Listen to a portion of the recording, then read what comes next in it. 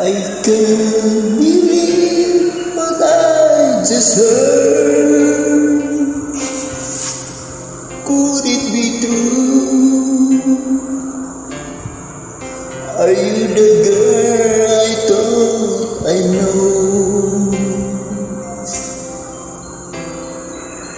The one who promised me her love.